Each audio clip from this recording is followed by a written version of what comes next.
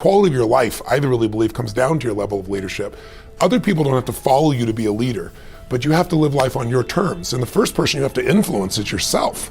Whether you're fit or fat, whether your kids are on drugs or not, is who has more influence, the guy on the street corner or you. Whether you're fit or fat is, can you influence your own hands, your own body, your own mind to do what's necessary? So I think to be able to influence the thoughts, the feelings, the emotions, and the actions of another human being, that's what leadership is. And quality leadership, obviously authentic leadership, is one where it's servant leadership. You're looking to influence those thoughts, feelings, emotions, and actions for a greater good, not just for yourself. And I think the people that master that are the people that you know about. I mean, they're captains of industry. They're people that are celebrities because they've learned how to influence people. They are some of the greatest teachers, some of the greatest scientists, because you can't just come up with ideas. Ideas will die on your lips unless you become a person of influence, and that's what leadership is. It's not about the value of your soul, it's about the value of you in the marketplace. There's always two pains in life. There's the pain of discipline, or there's the pain of regret. Down. When you allow the environment to control your psychology, you're not going to win. If you're willing to hear me, what your biggest problem is, you think you shouldn't have them. Problems are what make us grow. Problems are what sculpt our soul. Problems are what make us become more.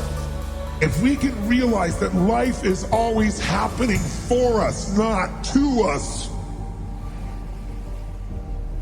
game over. All the pain and suffering disappears. Your problem is your gift. Changing the psychology of the leader is what will change a business faster than anything else. Changing their skills will also do it. But lots of people have the skill and they don't execute. And you and I both know, execution is more important than knowledge. Knowledge is trumped by execution every single day. And that execution comes by changing the psychology. What's an area of your life right now that you really want to improve?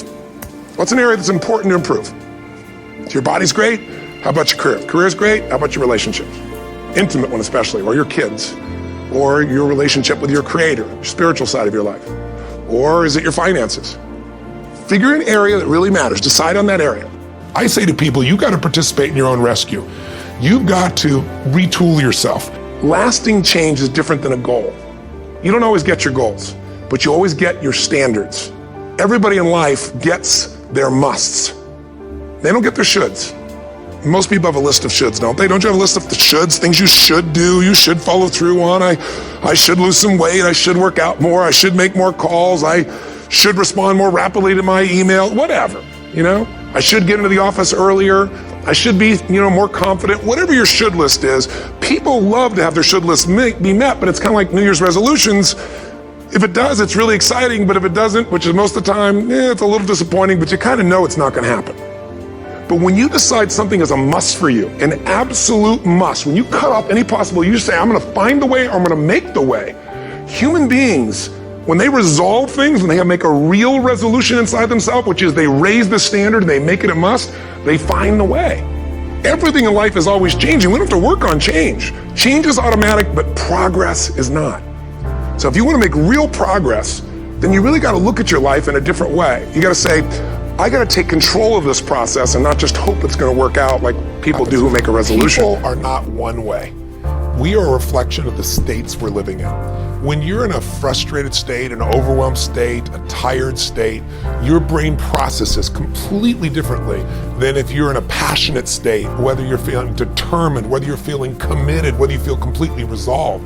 So learning to change the leader's state, learning how to change your own state. Because, people, one of the silliest questions I get asked is, you're not really that happy, are you? You have bad days, don't you? Well, of course I have, bad times. But I don't have bad days anymore, and it's not BS, it's because I've trained myself like an athlete to go in these peak states so often that they're just natural for me. It's like building a muscle. So it's not like I'm so smart or I'm just so positive. It's just like, why would I waste my time stressing out? I have a 90-second rule. I'll stress for 90 seconds, but stress is not going to solve it. Let me put myself back in a different state. And so the way I do that is I use my body. Because I've done this with athletes for decades, with billionaire businessmen.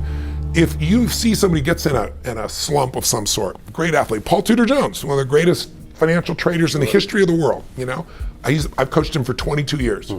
When I came to see him, this is a man who made 200% in 1987 when the stock market had its biggest single crash in the day, percentage-wise still.